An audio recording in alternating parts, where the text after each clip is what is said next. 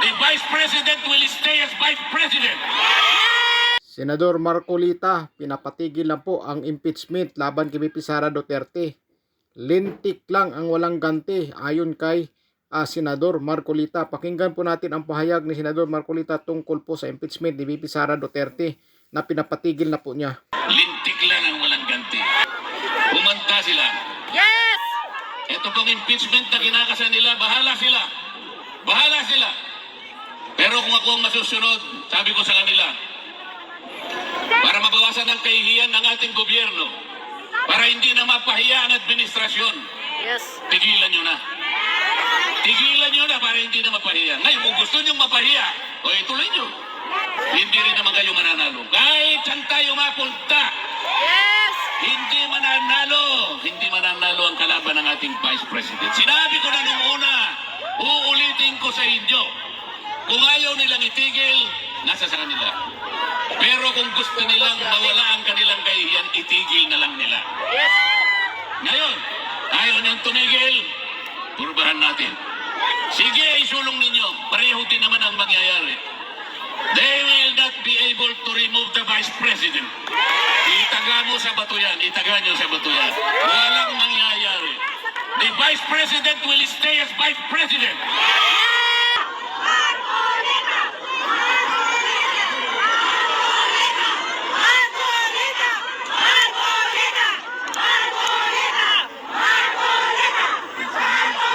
Salamat po sa pagmamahal nyo sa ating dating Pangulo. Salamat po sa pagmamahal nyo sa ating Vice President. Salamat, Mayor Pulong, at nandito ka rin pala. Salamat, Senator Green heart Robin. para sa mga solid. Salamat, Mayor. Share natin ang ating live. Nandito na lahat ng mga PDP. Salamat sa aking kaibigan, Atty. Vic Rodriguez. At lalong-lalo na po kayong lahat na hindi nagmamaliw ang inyong pagmamahal sa ating bayan. Napaka-problemado po ng ating bansa, ngunit huwag po tayo mawawala ng loob. Magsama-sama po tayo para ayusin po natin ang ating bansa. Akala ko po nung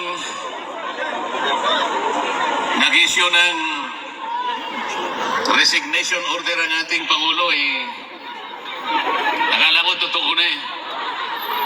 Nakala ko naman yung bureaucratic reset. Kahit kunti lang, naniwala ko, baka okay naman yata ito. Wala rin. Akalain mo, Kaglayo, dagit. naglagay siya ng PNP si Torre na naman. Kilala niyo ba si General Torre? Yun, share ko natin ang live para marami pong makapanood. Nakita ng Si mga General maraming Torre. kababayan natin kung gaano karami ang sumusuporta Bakit sa siya mga yung Duterte. tanggap na representative ng Interpol? Hindi totoo yun sapagkat kung totoo na nakipag-cooperate ang Interpol sa ating bansa, dapat sana ang nakausap niya siguro yung Pangulo ng Pilipinas o kaya yung DILG Secretary. Ngunit wala naman tayong nakita na representative ng Interpol na pumunta sa Maynila. Meron ba kayong nakita? Pagkatapos nang inaaresto si Pangulong Digong, pinakikita ni General Torre yung kanyang cellphone. Yung warrant of arrest nasa cellphone. Nakakita ba kayo ng ganon? Only in the Philippines! Only in the Philippines! Hindi po ganon ang pagsisilbi ng warrant of arrest. Dapat po yung representative ng Interpol ang pumunta sa Maynila, dala-dala niya yung physical copy ng warrant of arrest. Ganon po yung paraan, hindi po pinakikita sa cellphone. Yun pong counterpart ng Interpol sa Maynila, ito yung PCTC. Ito yung executive director, nandun dapat hindi nagpakita. Ang kanilang kinamit ay General Torre na walang kapangyarihan magsilbi ng warrant of arrest. Wala rin siyang kapangyarihan na bumasa ng Miranda warnings. Bakit siya na naman ang na-appoint na PNP? PNP chief. Nabayaran! So, ang buong akala ko, pag pinagtatanggal mo, pinag-resign mo lahat, ang miyembro ng iyong gabinete, tanggalin mo na silang lahat, pumili ka na lang ng mas magaling. O hindi naman nata totoo eh. Tingnan po ninyo kung anong nangyari sa ating bansa. Yung ekonomiya natin, umirap na nang umirap ang ating bansa. Yung presyo ng bilihin hindi na maabot ng kinikita ng karaniwang manggagawa. Nag-aaway nga sa Kongreso ngayon eh. Kasi po sa taas ng bilihin, kinakailangan mag-legislate na lang, maitaas na yung sahod. 200 pesos per day, sabi ng House of Representatives. 100 pesos, sabi naman ng Senado. Ang tagal na magdebate. In the meantime, kawawa ang mga mamamayan. Bakit hindi na lang nilagay 150 pesos na lang, i-legislate na yan, pansamantala man lang, makaabot-abot man lang yung kinikita. Hirap na ang Pilipino. Pagkatapos, hindi naman niya tinanggal yung mga economic managers. Nandun pa rin ang DBM. Nandun pa rin yung NEDA, pinalitan lang ang pangalan. Nandun pa rin ang, ano ba yun? Department of Finance. Eh anong gagawin mo? Akala ko ba, ang pangit ng ating ekonomiya, akala ko ba ayusin natin, ba't hindi ka maglagay ng matino? Naglagay ka, pagkatas, tinanggal mo, pagkatas nilagay mo sa ganito, hindi po pwede yung gano'n. Pero kaya po tayo nandito, sapagkat nandito ang taong kinikilala natin, ang pinakamabuti, ang pinakamagaling na presidente ng Republika ng Pilipinas. Akalain mong dadalhin dito?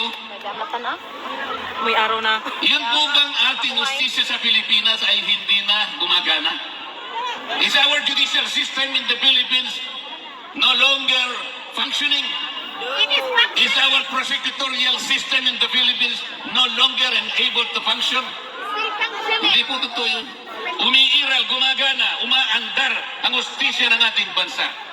Kung nagkamali ang sino mang Pilipino, kung nagkamali halimbawa ang isang naging Pangulo, pwede litisin natin, pwede husgahan natin, pero sa sarili nating patakaran, sa sarili nating batas, hindi sa batas ng ICC.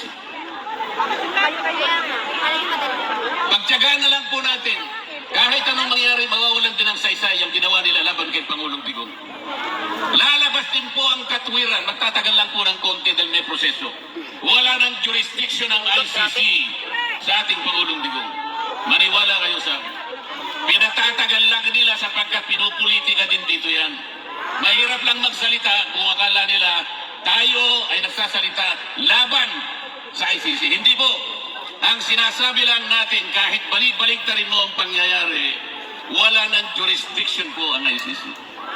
Pati po yung charge na kanilang ikinapit sa Pangulo, crime against humanity, hindi kakapit sa Pangulong Rodrigo Duterte. Sapagkat yung war on drugs, hindi po klasipikado na crime against humanity. Yung programa na ginawa niya is a legal, it is a regular governmental action to wipe out drug problem in our country. Presidente po siya, siyang nakakaalam ng mabuti para sa kanyang bansa. He should have been judged by the benefit, by the advantages reaped by the Filipino people from his program.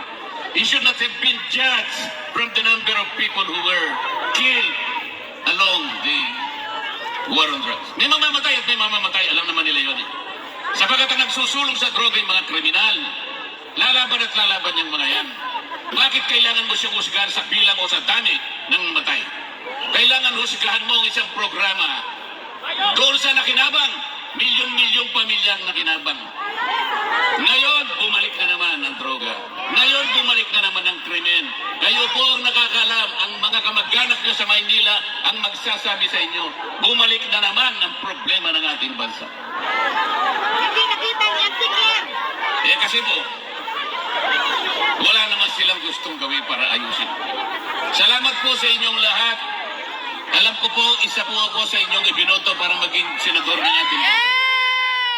Kahit malayo po ang lugar na ito, alam kong nagpupulong-pulong kayo rito. Marami pong gawain sa Maynila. Ngunit kahit konti sandali, kailangan tagpuin ko kayo rito.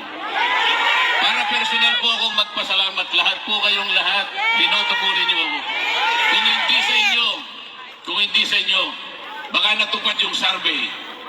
Akalain nyo naman, sa simula pa number 36 ako. Hindi man lang ako umangat. Nung naawa sila sa akin, siguro bandang Pebrero yata yun. Napunta ako sa number 22. Hanggang doon ka na lang, sabi nila. 21 na naman ako. Pagkatapos nagmilagro isang araw, nilagay po nila ako number 12, pero isang araw lang yun. Binaba na naman nila ako sa number 18. Tingnan mo ninyo yung kawalang hiyaan ng mga survey companies na yan. Naniniwala pa ba kayo dyan?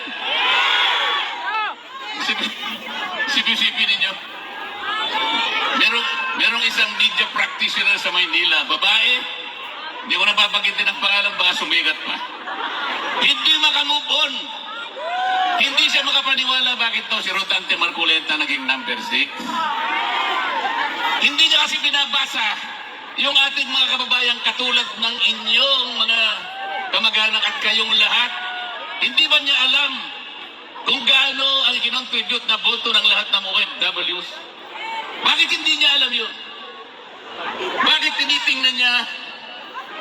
Ako na lang tinitingnan niya. Paano nangyari yun? Sabi niya. Paano nangyari si Marcoleta ay nanalo? Paano nangyari yun? Nakakaawa yung tao na yun. Nakalimutan niya. Nakalimutan po niya na napakaraming nagmamahal pala kay Rodante Marcoleta. Ngayon po, masasabi ko na sa inyo, lintik lang ang walang ganti. Ginawa, ang gusto nila number 36 ako. Sabi ng mga tao, hindi. Kailangan maging number 6. So yun po yung nangyari. Yun po ang nangyari. Umanta sila. Yes! Ito pong impeachment na kinakasa nila, bahala sila. Bahala sila. Pero kung ako ang masusunod, sabi ko sa kanila, para mabawasan ang kahihiyan ng ating gobyerno, para hindi na mapahiya ang administrasyon, Yes. tigilan nyo na. Tigilan nyo na para hindi na mapahiya. Ngayon, kung gusto nyo mapahiya, o ituloy nyo. Hindi rin naman kayo mananalo. Kahit saan tayo mapunta, Yes! hindi mananalo. Hindi mananalo ang kalaban ng ating Vice President. Sinabi ko na nung una, uulitin ko sa inyo. Kung ayaw nilang itigil, nasa sa kanila. Pero kung gusto nilang mawala ang kanilang kahihiyan, itigil na lang nila. Yes! Ngayon, ayaw niyang tumigil, purbahan natin. Sige, isulong ninyo. Pareho din naman ang mangyayari. They will not be able to remove the Vice President.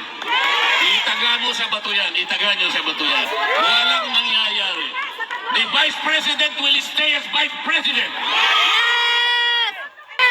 Malungkot lang po ako sapagkat bago ako pumunta rito, gumawa po ako ng request sa ICC. Payagan nyo sana ako kahit ilang minuto lang, makausap ko ang dating Pangulo ng Republika ng Pilipinas. Yes! Nakikiusap ako sa inyo, sabi ko, sapagkat gusto ko siyang makita ng personal para personal kong sabihin sa kanya ang aking pagpapasalamat. Dahil ako po'y naging senador dahil sa tulong niya. Yes! Marami pong tumulong sa akin, ngunit siya ay malaki po ang naitulong niya sa akin. Naghintay po ako ng mga ilang araw. Isang linggo siguro o mahigit pa. Hanggang ako po'y tumulak papunta rito, wala po silang ibinigay na sagot sa akin. Sa aking palagay, hindi rin po ako makakapasok para makausap ko man lang. Kahit na 3 minuto ay hindi nila ako bibigyan. Anong klaseng justisya naman yung ICC na yan? Yes! Dito pa naman sa Europa. Ang akala ko dito mas matatag, dito mas malinaw ang justisya sapagkat magagaling silang mga tao. Pati ba naman yung 3 minuto o 5 minutong hihingin ko lang, makausap ko man lang, makita ko man lang, mahawakan ko lang ang kamay, makita ko lang kung anong kalagayan niya. Sapagkat malaking bagay naman po. Para sa isang tao na kagaya niya. Hindi po nila ibibigay siguro sa akin. Mamaya po, magpapakasakali akong pumunta ron, makita ko man lang yung lugar kung saan siya nakapiit. Pero huwag tayong mawawala ng pag-asa. Huwag tayong mawawala ng pag-asa. Sapagkat, hindi pa naman po tapos ang laban. Sa ngayon po, maghintay lang po tayo. Maging matiisin lang tayo. Huwag tayong susuko. Huwag natin isusuko ang laban.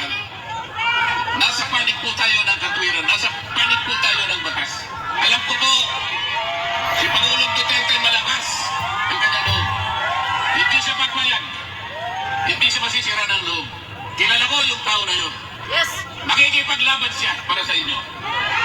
Kahit kanya ng kalagayan niya, nakapiit siya, pero kayo ang inaalala niya. Kaya, huwag po kayong mawawala ng loob. Sigurado na po ang panalo ni VP Sara Duterte sa impeachment. Ayon kay Senador Marcolita, wala pong panalo ang mga kalaban ni VP Sara Duterte sa impeachment. Kaya pinapatigil na po niya para hindi po mapahiya ang gobyerno tungkol dyan sa impeachment ni VP Sara Duterte. Sigurado po ayon kay Senador Marcolita dito na panalo po si VP Sara Duterte kung ituloy man nila yung impeachment at mapapahiya lang po sila sa mangyayari o kalabasan ng impeachment. Kaya pinapatigil na po niya dahil hindi po mawawala o matatanggal si VP Sara Duterte bilang Vice Presidente ng Pilipinas. Wala naman po talagang panalo mga kalaban dahil yung mga ebidensya na sinasabi nila, puro po yan gawa-gawa lamang at kasinungalingan para lang po masiraan si VP Sara Duterte dahil yan po ay politika lamang. Kaya kampante po talaga si Senador Marcolita na hindi po sila mananalo kung matuloy po yung impeachment. Wala pong panalo ang mga kalaban. Si VP Sara pa rin ang magwawagi dahil gawa-gawa lamang yung mga bintang na yan laban kay VP Sara Duterte. Ano pong masasabi nyo dito mga kababayan? I-comment nyo po sa baba kung ano pong masasabi nyo dito sa mga pahayag ni Senador Marcolita. Dahil hindi po talaga magwawagi ang mga kasinungalingan sa katotohanan. Lalabas po talaga ang katotohanan at mananalo po si VP Sara Duterte at magiging pangulo pa siya sa 2028 presidential election.